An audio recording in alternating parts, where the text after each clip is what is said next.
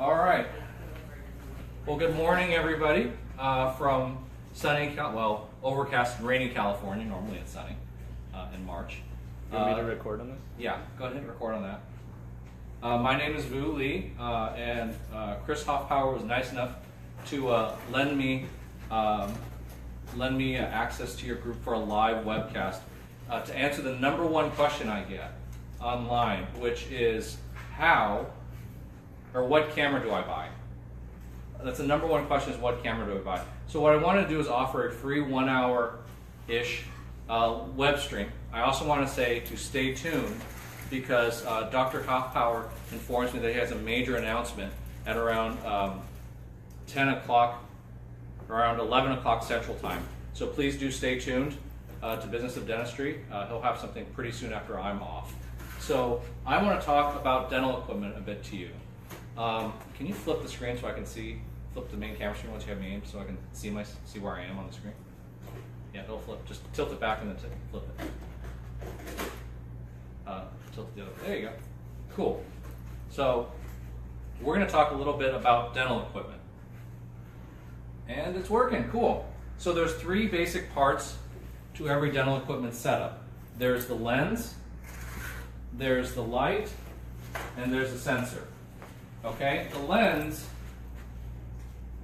is typically the big barrel on the end of your camera. There's a light and there's a sensor, and all 3 components are really important to your image quality. The classic solution is the prime macro lens. Okay, this is a 100mm macro lens. Nikon makes an 85, which is a little better for a lot of cameras, but this is kind of the classic. The reason it's a classic is because we got the idea from the medical forensics field, probably, and it's available on the shelf. They're reasonable for a high-grade lens. They're about 500. And we're getting some feedback here apparently. Sorry. You know, I'm live here in front of you. You don't need to be live on the phone. I'm sorry. Okay, little echo. We got a social media echo chamber here, folks. So let me back up a little bit and say size matters. Okay, please don't take that out of context. But in photography, size matters a lot. None of us all drive the same car. We all have different needs. I drive around daily in a little Fiat 500e. It's a tiny little car. The first time I took it, I bought toilet paper and paper towels, and I couldn't fit both in the trunk. It's so small, but I have a 5-mile commute, so this little electric car lets me get back and forth to work without getting any gas. So for my specific commute, it's great. For today's class, I had to haul all sorts of gear. I took my wife's minivan, okay? You pick the right size for your need. And that's really important when you're talking photography, is what size do you select? Is it so wide that it doesn't pick me up? Or no, when I walk back and forth? Okay. You don't have to move it. Okay. Yeah, you don't have to move the camera. Just let me know if I'm wandering off screen too much. You're good. Okay. Because I do like to walk. Okay. How much is enough? Okay. What's the right need for your application? Sometimes when we're in dentistry, we need to do a triple tray, a face bow, and the whole works. You know, get out the full articulator for some cases. Do we need to do that for a buccal pit? No. Do you need to do that for a single unit crown? No. For a single unit crown, you use a triple tray. Okay. For a simple, bleaching tray, you probably want to use that. You do not need the face bow to make a bleaching tray, right? You do not need the full studio camera to take dental photography typically, okay? A lot of smaller things, and that's the idea I want to get across to everybody, if you get one thing, is that the ring flash macro lens SLR combo makes a lot of sense sometimes, but it is not the perfect solution all the time. We're going to introduce to you, open your mind a little bit, to some other possibilities today. Sensor size is the driving force of all photography, because it's kind of like the car is built around the engine. The camera is built around the sensor. The size of the lens and the size of the camera are dictated by the sensor inside. It's almost like the engine of the car. It's really the film of the camera, but it's the single biggest driver of how big your camera is. Also, you can flip that around. The size of your camera determines the upper limit of how big the sensor is. And why do we care about sensor size? Sensor size dictates how good the picture is. Do you know why the iPhone's camera is so much better today than it was back when it was introduced? The sensor got bigger. Do you know why your SLR takes so much better pictures, than the old point and shoots? Again, bigger sensor size. Bigger sensor size captures more light. It's like a sailboat. The bigger the sail you have, the more powerful your sailboat will be. Really that simple. So, get the biggest sensor you can carry. Okay? You'll notice here 2 meat delivery vehicles here. We have a White Castle slider and we have a Burger King Whopper. Okay? The bun is selected based on the size of the meat it has to carry. Okay? If you have a little bun, you're going to put in a little piece of meat. If you have a big bun, you're going to put in a big piece of meat. Okay? We need to balance our needs for portability and for quality. Okay? The slider, very portable, arguably pretty tasty, I've heard. I'm on the West Coast, we don't have White Castle. So next time I'm in Vegas, maybe I'll try it, but that's the closest I've been to one. The Whopper, considerably bigger, and they're a bigger hamburger still. But you'll notice though, if you get much bigger than a Whopper, there's a point of it starts to get silly. You've seen those TV shows, country's biggest hamburger, and it's like 2 feet wide. That's no longer hand-holdable anymore. And sometimes I see some dentists, and they have these huge, gigantic rigs. And if you're doing high-end aesthetics, I kind of understand it. But for the rest of us, we need something smaller and lighter, and more importantly, we need something that our staff can use. That's a big part of my normal photography classes, is picking something that's staff-friendly, not just the occasional thing for special occasions. I want photography to be every day. That's one thing you have to credit Apple for. They've made photography into an everyday thing. They've turned it into something ubiquitous. You know how many photographs get uploaded every second to the internet, and the majority of them are on iPhones. I'm not an Apple fan, but I have to admit they have changed photography. And I want to change photography for dentistry. I want to make it easy, I want to make it every day. I want something that your staff does and not you're doing. Okay? So, any camera used correctly will have the right ROI.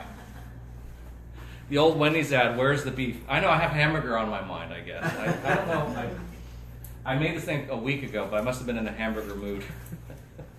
Sometimes my dentistry looks like hamburger. So I don't post those pictures. So any camera used correctly will have ROI. Doctor, does the $3,000 kit number A get good return on investment for me? The answer is it depends. Okay, depends on how you use it. Doctor, will CEREC make sense for me? Will E4D make sense for me? It depends. I don't think you're recording on that main camera stand. I went to sleep. Oh. That's okay. It's not hugely important. Okay, so how much is enough? Almost all cameras are good enough depending on what your needs are. Just like all hamburgers are good enough if you're hungry enough, right? Dental lighting is kind of a unique animal because the mouth is a really dark place, and we need to light it. And so what we want to do is answer the challenge of dental lighting. And the main challenge of dental lighting is the lip. The lip creates shadows. We are recording there. We are live there, right? Because I heard my echo. So, dental lighting needs to be, I'm going to get off the way of the screen here, close enough for the lens to avoid creating a lens shadow. It needs to be far enough away from the lens, though, to create shadows on the teeth, and I think it needs to be diffused to create softness and glare. So we want light that is directional, we want light that's diffused, and we want light that's even. We want to show the shape of our teeth. Okay? Ring lights are the classic choice. This goes back to the Academy of Cosmetic Dentistry back in the 70s. This recommendation still is what I see a lot of people recommend. I even see dental photography classes that teach ring lights. I will quote my friend and mentor, Dr. James Dunn of Lomond, a great photography instructor. Ring lights are the ideal light for bugs and stamps because it creates a flat, shadowless light. And we want that when we're taking a picture of a stamp, we want the light to be flat and shadowless. teeth are not flat.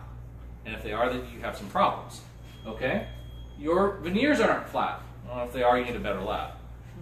Without shadows, everything looks uniform and flat. Why do you want to take that beautiful veneer work and just eliminate all the texture out of it? Because that's what a ring light does. It makes your veneer look like a cheap, flat $20 lab when you use your $300 lab. So let's, or maybe some even more than that, I don't know.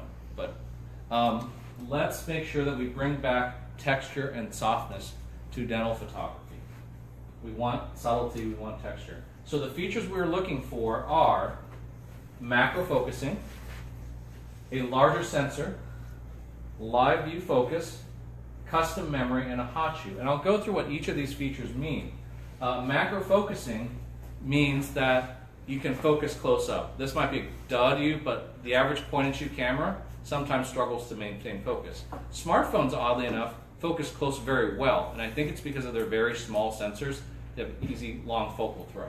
A larger sensor, remember we talked about it, we want the biggest hamburger patty that we're able to hold in our hands and access easily. Live view focus, okay? This is a big one to me because I kind of grew up, so to speak, using eye view cameras. I had the Polaroid dental SLR. Thing was like huge. You put it up to your eye, had 2 dots, and you moved in and out. But it was eye view. Then I moved to SLRs. SLRs also use an eyepiece. You put your eye right up to the camera. Well, look at how people take pictures today. Arm's length with a cell phone. Look at how people take pictures with a point and shoot. Arm's length with a point and shoot. Why isn't a dental camera arm's length? There are a couple now. There are a lot of good choices. We're going to go through those. When I'm wearing loops, I've got 4.5 power loops. They're theoretically flip up, but if I flip them up, they'll never go back straight again. It takes me 10 minutes to get them straight again. So I do not like flipping up my loops, and then I go donk donk when I try to use my SLR because I can't get my eye up to the camera to take a picture mid-procedure. So for me, do I really want to take my gloves off, take my loops off, unleash everything to take my picture? Hell no. I want something convenient. I want to be able to shoot arm's length just like this and grab my picture. And so that's the goal here, is we want something that has what we call live view focus. Can you use the back of the screen to shoot at arm's length? In the pro world, for photography world, we call that shooting granny style. But so what? Let's shoot granny style. You know what? Free throws are easier granny style too. So that's what we're going to do. Go easy. There was that article about, that Shaq, our local LA basketball legend, Shaquille O'Neal, could shoot better underhanded if he wanted, if he was willing to take the ego hit. And Shaq was a very proud man, and so he did 50% free throws to his grave or retirement. Not to the grave. He's doing icy hot commercials now. He's doing fine. Okay. Yes, this is what you get when you take a live course with me. Lots of weird tangents. Custom memory. How many of you guys have a dental chair that reclines? Oh, just 2 of you, really? Okay. How many of you take the recline button and push it and hold it down to the patient's in position and then let go? A couple of you. Really? You recline it every single time? I'm lazy. I push the number 1 button and the patient it goes down, it goes up, and on my angle chair it goes forward. So actually I don't need that anymore, but I don't know why. Maybe it's out of batteries or something. The card's full. Card's full? Okay, don't worry about it. All right. We had a live surgery here yesterday, and so I used up all my memory doing the live surgery. So, okay, hot shoe. We'd like a hot shoe on the camera, if only so that we can use flash. Okay. Let's see. Where did I put down my remote? Just had it. Okay. So let's click here. So the criteria we're looking for is the camera, does it have good image quality? Does it have good ergonomics? Does it have good speed? Is it easy to use, and is it affordable? Is full frame better? Because we get this question, I talked about having the biggest sensor possible. Well, the biggest sensor that is reasonably practical in dental photography is the full frame SLR. Beyond that, it gets silly. It gets to, $8,000 bodies and huge lenses. And so the 35mm full frame sensor is the biggest you can practically get. And I would argue it doesn't make sense. in terms of real world, your point of diminishing returns in dentistry is probably the APS-C sensor. What's that? That's your below $2,000 SLRs. So your Canon Rebels, your Nikon D 3000, 5000, 7000 cameras, your Nikon 80D series. Those are kind of the biggest sensor I would get. I would not go to full frame for dentistry. If you shoot weddings, they're awesome. And if you shoot weddings on weekends, message me. I'd love to talk photo tips. Because I need some advice on that sometimes. There's a lot of things in wedding photography that are applicable to general photography. There's 3 price brackets that dentistry has. They have the entry-level Rebel, which is around $550. They have a prosumer 80D, and they have the professional, which is the 5D Mark IV, which is a full-frame camera. That's $3,000. The Rebel is $550. I would argue if you're shooting Canon, you want the prosumer model. That's the 80D, because it has that custom preset feature. The custom preset is super important in dentistry because, again, it's the #1 button on your chair. You turn the dial to that C or U or M mode, and all your dental settings automatically recall. No room for error there. No troubleshooting you have to do. All I have to tell my staff to turn it to C with my Panasonic cameras. We've programmed in everything. It makes your life so much easier. Okay, so that's what you want to do. In the Nikon world, I'm running out of batteries on this too. In the Nikon world, we have 3 different camera choices, roughly 3 brackets. They have lots of models in between, but we have the entry-level 3400, we have the prosumer 7500, and we have the professional D850. The prosumer model, again, is where you'll get the custom presets. The entry-level is the cheapest. You'll have to do a couple things. I have so many people who have 3400 or Rebel. Actually, a lot of people in my first class have Rebel cameras. And I can make a Rebel work, but I think for staff purposes, I want to make their life easier. That's my goal here. If you make things easier for your staff, they'll do it more often. And completing the kit. So we have, to complete a modern interchangeable lens camera setup, you need a body, a lens, and a flash. So 80mm macro is about $500 to add to your SLR body. A twin flash is $400 to $700. By the way, if you want to save a couple $100, Tokina makes a macro lens that's 100mm and it's $300. I have not tried it. The reviews are very good on it. You'll probably have an autofocus speed penalty. I've had some other Tokina lenses and they're built wonderfully. They have a very sturdy build and they're very affordable. I like the company. I just haven't tried that specific lens. I just know it's cheaper. The twin flash, as pictured here, this is the R1 twin flash. This is the best twin flash in dentistry. Okay? Do not pass go. This is it right here. If you have a Nikon, I'd almost buy a Nikon just for that. Because the flash is so good. If you're going to do a twin flash, the included diffusers with it, the system, it's legitimately the best one. And if you get a D7500, you don't have to have this head unit here. It will actually work with just your pop-up flash, telling these flashes what to do. So we'll talk about that a little bit more possibly later. Memory cards, retractors, mirrors, and contrasters. We're going to go over each of those components with you shortly here. So there are a lot of different sizes though. That's I wanted to get that over with because everyone asked me what SLR to buy. But I want to kind of broaden your horizons now and talk about point and shoots and smaller choices that might work for your needs. A lot of people say, hey, I just want to do ortho. I don't have a veneer practice. I just want something simple so I can submit to Invisalign. So that I can help fund their Smile Direct Club that undermines my business model. Okay, so here we go. Canon SX730 is a very small size, good image quality, great support. Photomed is kind of like a value-added reseller of dental photography equipment. I'll be honest, almost everything there is marked up. The reason it's marked up though is for a good reason. they actually have people who answer the phone, answer your questions, and support you. And I think that's worth something. Whenever possible, I buy my cameras from Sammy's Camera locally. I have a good friend, Ken Forbes. If you're in the Orange County area, please do support him. Go to Sammy's Camera on Bristol and ask for Ken Forbes. Say you're a friend of Vu on one of my dental groups, and he'll take good care of you. Great advice, good guy. So this is their kit. It's a very small kit.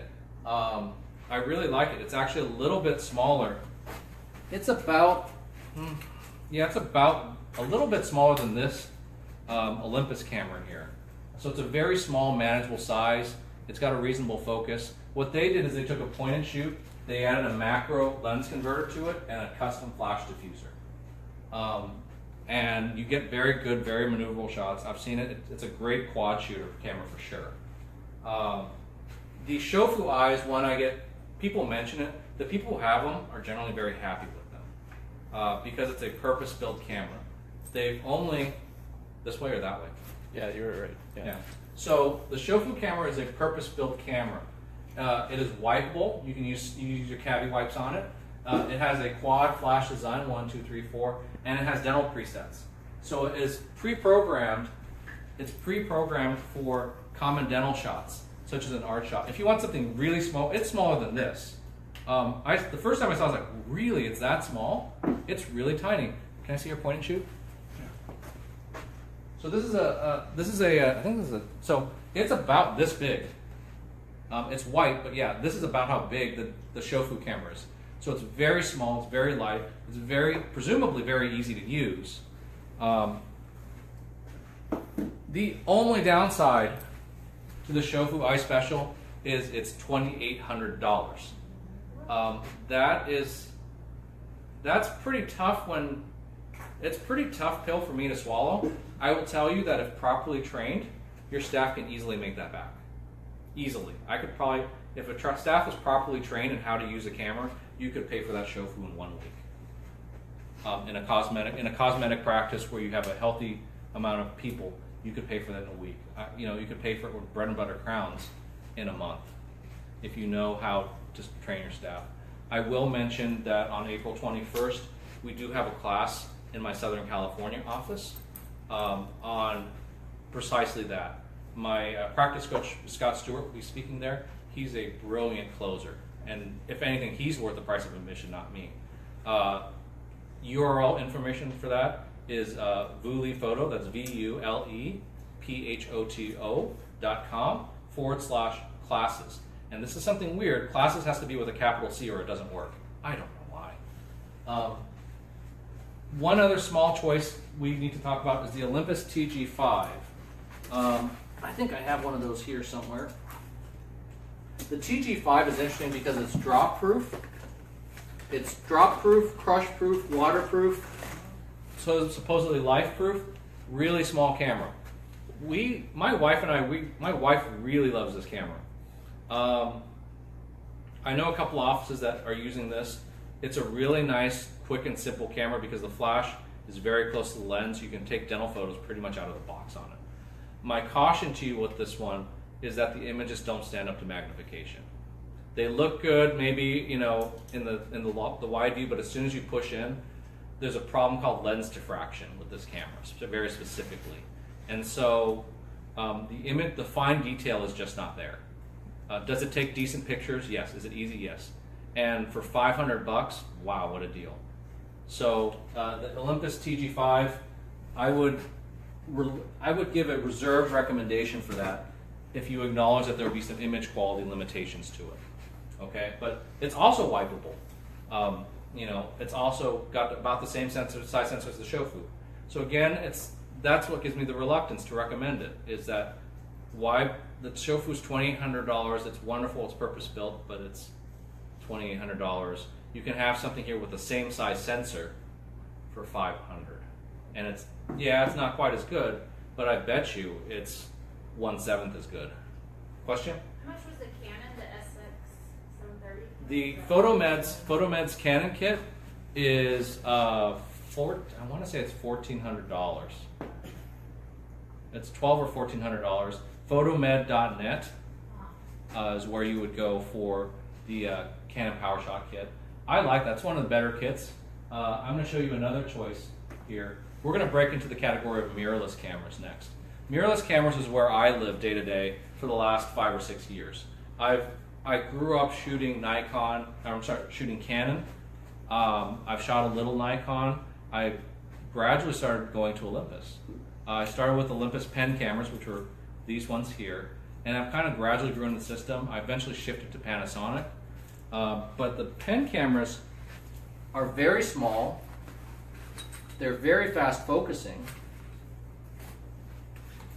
They're very small. They're very fast focusing, and the image quality is really good. You basically get about 90% of the image quality you get from, say, a lower to mid-level Nikon or Canon. But look at the size difference. Can I borrow this real quick? Hold this diffuser for me for a second. This is a Canon Rebel. This is one of Canon's smaller bodies. And this is a Sigma 100mm lens. I know this lens well. I had this one for years. I took a lot of good pictures with this lens. This is an Olympus EPM2. It's one of their smaller bodies. And this is roughly the size of a macro-compatible lens for it. Look at the size difference. And you can't see it, but it weighs about half as much too. So food for thought there. If you could have almost all the image quality, if you could have 90% of the image quality and half the weight and have twice the autofocus speed, would you take it? Food for thought. This is the Panasonic GX85. We'll talk about that more in a little bit. Actually, I guess I'm going to talk about it now. The Panasonic GX85 is the camera I ended up settling on after a lot of experimentation. To be honest, I think it was just on sale one day. I tried it and I liked it. Where is my GX85? Oh, there it is. Okay. So, Panasonic GX85 is a fairly small camera body. I have a 60mm macro lens that attaches to it. And then, we initially started with a flat sheet of acrylic, and we attached it via bayonet mount to the lens. What ultimately evolved from that was attaching a more powerful flash on top, which allows me to, one, get obviously more power, but two, I can do ceiling bounce, and I can also turn it on and make it a video light also, if it will turn on. And it also has a video light feature also. So we ended up switching to this Panasonic flash, and then we went one step. We went ahead and I decided, that's when I got into CAD and 3D printing. And so I invented I figured it's the live demo, so I don't have a rough time with it. Okay, there it goes. So this is the diffuser assembled. This is how it normally is in your office. You would then put it onto the lens, twist it on, just like you would a lens hood. It is basically a highly modified lens hood and diffuser in one.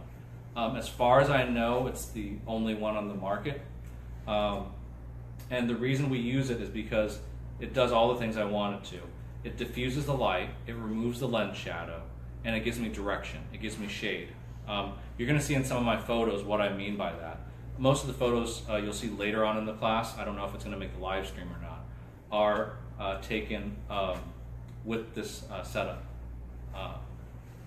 So the next kit, and this is the one I recommend for a lot of people, because a lot of people, the first question is, okay, your setup, how much does it cost? I'll tell you right now, the cost is about $13.50, I think. Someone do some math for me. $600 for the body. The lens right now is selling for $450. The flash is selling for $230. My diffuser is $130. What's the total of that right now?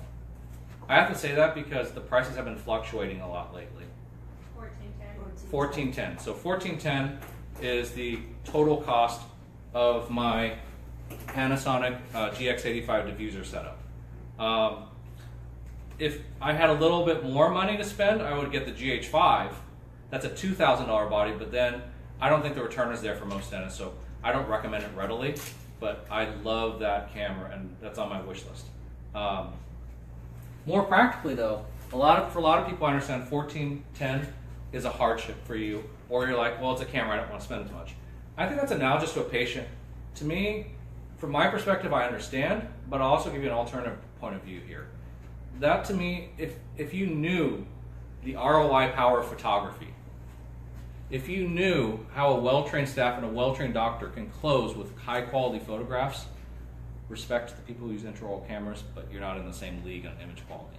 Okay, they're quick and easy, but if with high-quality, SLR quality or mirrorless quality cameras, that 1410 is made back very quickly.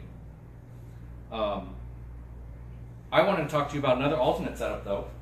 Particularly if you're a startup or you want something where you can buy it all in one place, is BlueSkyBio. Can you give me that diffuser back now? Okay.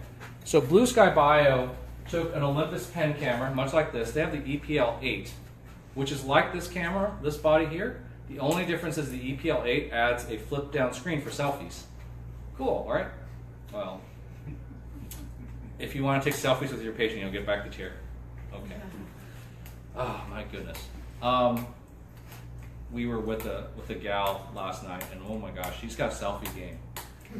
She's like, and it's like perfect. Like my selfies look like crap. I just don't work on. I need to work on it more, I guess. I'm too old.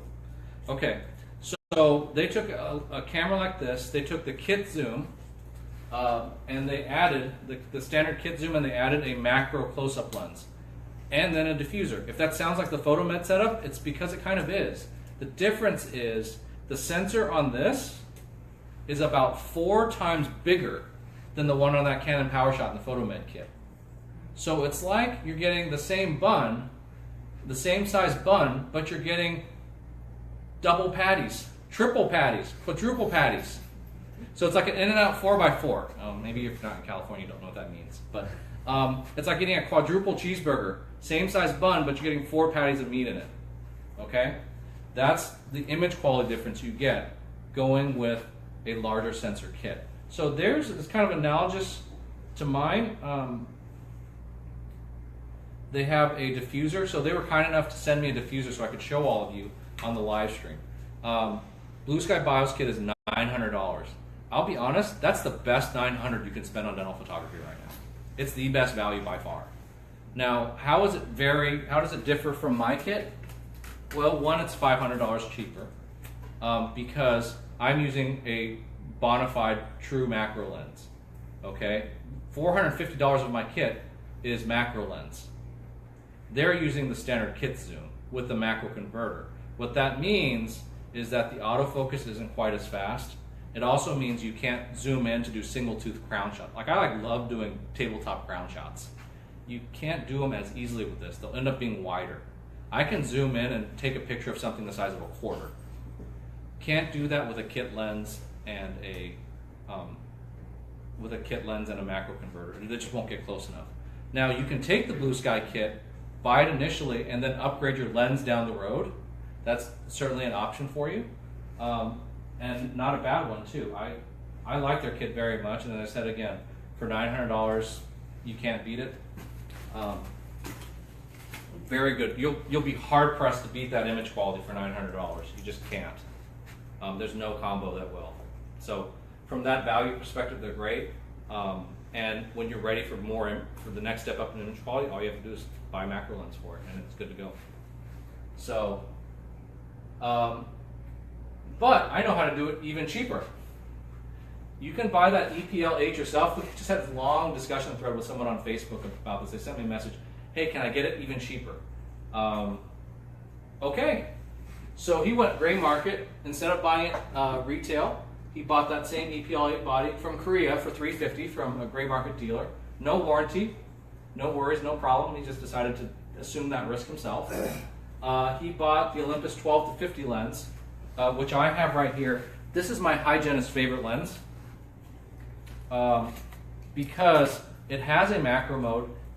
You can buy this lens for about $500 retail at US dealers, but gray market you can buy it under $200. You can get it for about, I've seen it for $140 on Amazon, gray market.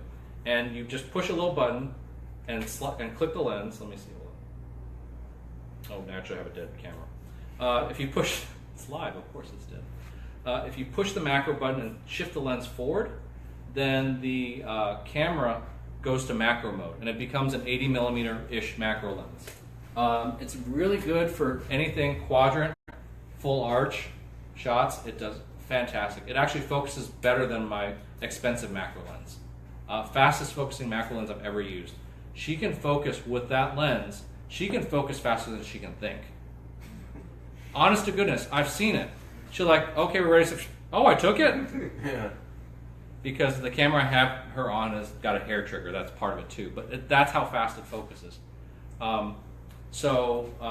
Really, really like that lens for shots where you can deal with good but not great quality. It's really nice. You can actually zoom in and see stains on your occlusal fissures on a full art shot. So it's definitely good enough for me to even diagnose caries on it. By the way, you guys do know how to diagnose caries visually. I'm sure you know. You look for stain is well delineated. Active caries will have that chalky white border. The test for me of a macro lens is, can you see that chalky white border? Can you take an occlusal shot, zoom into a molar, and see chalky whiteness around a carious occlusal pit? That to me is the detail. That's the real detail test. The iPhone X and recent smartphones in the last 2 years, almost, very close. This camera will do it easily. Micro Four Thirds cameras with the right lenses will do it easily. Any SLR will do it easily. You're going to struggle with the point and shoots a little bit on this test. Okay, so the Photomeds with the small sensors and the Shofu, it's right on the cusp. You will be able to get it some cases and some not, maybe not reliably. I'm happy to be corrected if I'm wrong on this, but it's just the physics. You don't have physics on your side if you have a small sensor. Okay, smartphones. I wanted to introduce you guys to the diVuser Mobile. That's the working title anyway. It's not for sale quite yet. We have 12 happy beta testers right in front of me here who are going to get to try it out today. We have one very happy beta tester, Jonathan Abenheim in New Jersey, has been ranting and raving about how much he likes it. And the guy does like a veneer case every hour, so he's got plenty of cases he's posting. Crazy good shots. I get like a veneer every 2 years. It's like, it's just my neighborhood, I guess. So I don't have any, it's sad because it's like, I'm in the wrong neighborhood, I think. I don't have, I want to do implants, but everyone's got, just 1 or 2 missing teeth. And, I'd like to do more veneers, but, well, it is what it is. The best dental photography product for smartphones today is the SmartLine MDP. The SmartLine MDP has twin diffuser panels and a central ring array on it. It's $600, clearly the highest priced smartphone product on the market. I will argue it's actually very fair price. It's custom built, it's molded, it's professional looking, it's slick, it takes really nice lit photos.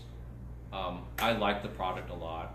If you had to buy something for smartphonography, that would be the one to go. I should mention the concessions you make for smartphone photography are the dynamic range and the optics. Okay, so you don't have with a smartphone, you don't have the range. You lose some subtleties with smartphones. I've also noticed when you push in real tight, even with iPhone X, there's a little bit of what we call luminance noise reduction. Technically, it's grainy and a little smeary. But that's when I'm that's at like 2,000% magnification. I don't expect everyone to pixel peep the pictures, but I do. My main thing about smartphone photography is that we have the wrong lenses on our smartphones for photography. You can kind of make it work by pushing the 2x button on new phones or by pinching to zoom, but you really need a longer lens throw so you avoid that Christmas tree ornament, door peephole barrel distortion. that we commonly get. Did you know they had a study posted recently in a surgical journal that said that the average selfie photo enlarges the nose by 30%? And that the nose and that selfie should not be relied upon as a clinically diagnostic evaluation for rhinoplasty. So, take that as a practical tip. Don't use a selfie to judge whether you need a nose job. Okay. The easiest ROI, and actually you guys should just run, not walk, get on Amazon, buy a selfie ring light. Okay? These things cost about 15 to 10 bucks. You just clip it on your smartphone and it works in a pinch. It gives you a ring light effect. I'm not a big ring light fan, but if you need something quick and cheap, just buy it. Have it in your drawer. You never know when you need it. You know, and you can even use it for selfies if you want. Okay, so let's talk a little bit about diffuser mobile. What we did was we took, here it is. Okay, so we took I custom built a plastic frame, and I built it around these two readily affordable $40 LED panels. I built diffuser spacers. You can see those in yellow. And I also, to diffuse light better than the stock solution. And I also built a smartphone clip that will accommodate everything from from a skinny little iPhone 5 to an iPhone 8 Plus, and the Samsung's, the Samsung Note 8 should fit here easily too. I even have custom designed a super huge clip for Josh Brower's phone because he feels he needs a big phone that lasts for 40 hours. So we have that too. Oh, by the way, I am at Josh Brower's implant course. I want to thank him for allowing me to collaborate with him on this course. Wonderful implant instructor. If you get a chance to take one of his classes, please do. He's my teaching partner. So you can see here, it's kind of diffusing the light. I don't know if we can do. Let's see what happens here. Does that look okay? So you can see kind of how it's diffusing things a bit. Does that look decent, Stan? Yeah. Okay. I have no idea. Stan's operating my camera for me back there, but that's kind of the effect that the camera has. These are in beta right now. We want to get it out to just a handful of users right now, just for them to kind of give me some feedback. So everyone in my class today, and everybody in my class on April 21st gets a free beta kit of this. You get a kit, you get a kit, you get a kit. So everybody gets a kit. They just have to buy the LED panels for about $80. So if that's a plug, yes, kind of it is. This will be available in summer. I've had several people ask about them already. It'll be available in summer. The completed price of the kit will be below $300 with the cost of the LED panels. I haven't figured out the precise pricing yet on it, but we will make announcements when we can on that. Okay, so this is a photograph courtesy of Dr. Jonathan Abenine. Fantastic guy. Another person whose course I want to plug. If you are interested in doing full arch digital dentistry, roundhouses, come take this guy's class. He's really good. He's really good. Really good work, really smart. I can't say that I'm doing this yet because, again, my practice is called the simple tooth. The real name for it is the single tooth, because that's all I pretty much do is single tooth dentistry. Yes, I know, my life is sad, but hey, photography makes it better. Okay, so here's some veneer shots of his. Lovely veneer work. He was telling me, and it's true. He says, I was wondering why my veneer photos always look like crap. And he had Canon ring lights. He had this fancy, elaborate twin flash rigs and everything. He even had he has this kit too. By the way, his staff love this kit. They fight over he actually bought 2 of these, and they fight over it. And he can't even get to use it with 2 of them. So he actually really needed this rig so he could have something he could use himself. That's how much he's into photography. He has a class called Trust Factor. And I'd suggest you learn about, whether for him or for my class or anyone else, the most important part of the photography isn't actually taking the photograph. It's what you do and how you communicate that information to your patient. How do you do your patient education? It affects your case acceptance rate, which therefore affects your production. With some basic case instruction once we implemented a photography protocol last year, our production went up about 20%, 20-25% for the year to year. Just learning to communicate better with our patients. I didn't buy any major new gadget. Well, I didn't buy any major new gadget that really affected anything. It was just learning to talk with patients, learning to use the equipment I had and refine it to better inform our patients so they can make the right decisions for themselves. There's a little glare on that photo, like how it looks. Oh, is there? Yeah, it doesn't. I mean, it looks really good. Yeah, it looks a little flat. What you need to do is find Jonathan Abenheim's feed, send him a friend request. Let's pester him this morning, and then you'll see it. You'll probably get a bunch. He likes having Facebook friends, so he won't find it. Okay, so one user tip on using any kind of mobile device, particularly if you have the Smileline MDP or you have the diVuser mobile, is to vary your distance. You can see here that the lights, they converge. And so there's going to be a diamond-shaped hot zone, and so you're going to get a different effect if it's at the top of the zone, the middle of the zone, or in the back of the zone. You'll get different lighting effects. You'll get a different separation effect using the setup. So what you want to do is find that optimum distance for you, lighting-wise, and then pinch to zoom your zoom. Find out what zoom factor you need to do it. You will need to use some amount of zoom on your smartphone to get an optimum image and avoid the barrel distortion. You know, if you have barrel distortion, quite frankly, you get that equine look, like a horse. Okay, so just say nay to that and zoom in a little bit. Okay, let's make our patients look good. Another thing I notice a lot of times when people are doing social media videos is I notice camera wobble. You haven't seen this camera wobble even a tiny bit because it's sitting on a monopod right now. My smartphone is. This is a monopod. I don't have this one, but I've seen it at Sammy's, and I really like the design. This is the Benro Series 4 flip-flop monopod. Full disclosure, these are affiliate links, and I make my percent, not that I've ever seen it. In theory, I make a percent off Amazon when you purchase from these links. So you need two items. You need this monopod here. Will extend out to about 4 feet high. You get a little ball head that goes on top, and then you get a smartphone clamp. And then what you can do is you just extend this out, and your smartphone sits right on top here, and you get nice rock steady videos, okay? And your assistant doesn't get tired arms from holding it while you're talking for 15 minutes. So that's kind of important too. Let's make life easier for our staff. Let's improve the quality of our video by stabilizing it. So is there a downside to using LEDs versus flash?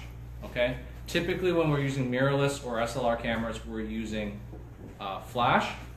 When we're using smartphones and intraoral cameras, we're using LED. Is there an advantage or disadvantage? The big advantage to LED is you get what you see is what you get. Hey David, welcome in. The big advantage is you get what you see is what you get. You get to see right away what the effect of the lighting is. The disadvantage, if you're really color critical, is that LEDs, they have little gaps in the color spectrum. So if you're that type of person, I don't imagine you are, but a few dentists who are really color critical, they won't really enjoy those lighting, the LED. A lot of serious photographers, they don't like it either. Honestly, for video, I think it's good enough. But be aware of that. If you want to be in that top 1% as far as image quality goes, you still want to stick to flash right now. Okay, dental photo mirrors. Photomed has the best selection and best quality mirrors. They're kind of middle of the road for pricing. I really love their titanium mirrors. If I could have, the titanium mirrors are the best. Their rhodium mirrors are pretty good. Please, please, please don't go on eBay and buy steel mirrors. They're horrible. The moment they start scratching, your image quality goes down the toilet and it never comes back. So please avoid buying stainless steel mirrors. Okay, if that's one equipment suggestion I have, avoid those like the plague. You want titanium is best, rhodium is affordable, and steel is When you use a titanium mirror, I don't know if you guys have ever used. Do you guys use Zerk Crystal HD? What's that? The Zerk Crystal mouth mirrors. Anybody use those? Oh my gosh, you have to buy a set. Okay, go on your dental dealer, get Zerk Crystal mirrors, and then screw them on your mirror handles. Oh my gosh, it's a life changer. They're so bright. So bright. They're 3 times as bright as David does. He's nodding his head. David Collini, by the way, teaches at USC, teaches endo at USC. I'm flattered to have him as a guest. And he also has a 3D printing class from time to time. Please do check it out. I like, I tell you what, I like plugging friends. My friends plug me. We just have a plug fest. It's all good. So if you buy 2 mirrors, you want to buy these 2 shapes. You want to buy the buckle mirror shape. It's a P, a D, or a B, depending on which way you turn it. But you want to get a buckle mirror shape, and you want to get an occlusal mirror shape. I like them long and a little wide, but you kind of have to have a couple different sizes because sometimes the patients may not fit them all. I will tell you on eBay, I've been able to find 5 mirrors for $52. And so you can see that link down at the bottom there. It is an affiliate link in full disclosure. The eBay mirrors are probably middle of the road brightness like most rhodium mirrors are. They, where you notice the difference is the edge finishing. The edge of the mirror feels rough. It's like they only used the first soft flux disc and didn't use the other 2. Okay, that's what it kind of feels like. It's not going to cut anybody, it just doesn't feel good in your fingers. Okay, so just so you know on that. So I want to talk a little bit about mirror fog. I do need to be courteous of Chris's announcement, so I am going to leave the live stream now. I want to thank you all in the business of dentistry for watching this. If you want to know more about my classes, please do visit www.photo.com/classes with a capital C. If you want to check out the cameras, there's a link on the top of that same page that says cameras. It will have a listing with the part lists for all the for many of the big camera setups I mentioned, including the BlueSky setup, the Nikon, and the Canon setup. I want to thank you, Dr. Hoffpower, and I'm looking forward to seeing what his big announcement is this morning. I hope you'll stay tuned to Business of Dentistry. Thank you very much.